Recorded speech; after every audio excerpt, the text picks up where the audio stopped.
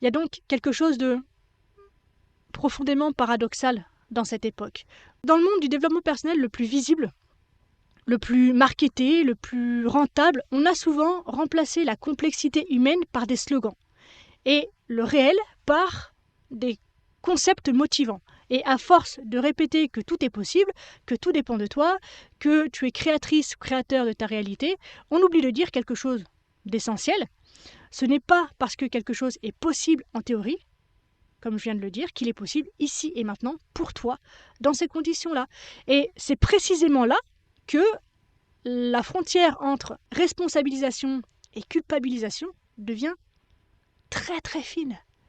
Parce que si on te dit que tu peux tout et que tu n'y arrives pas, la conclusion est évidente. T'as pas fait ce qu'il fallait.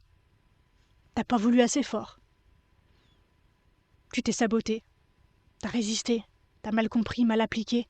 Et petit à petit, sans qu'on s'en rende compte, la souffrance se double d'une couche supplémentaire, la honte de ne pas y arriver.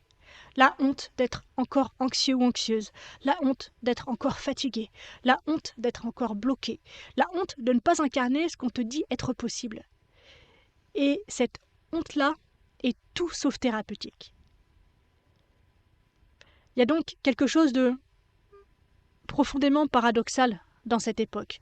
On se veut plus consciente, plus éveillée, plus bienveillante, et pourtant on a rarement été aussi dur avec nous-mêmes, aussi exigeant, aussi violent intérieurement, parce qu'on a intégré l'idée que tout dépend de nous, y compris ce qui en réalité ne dépend pas que, entre parenthèses, de nous.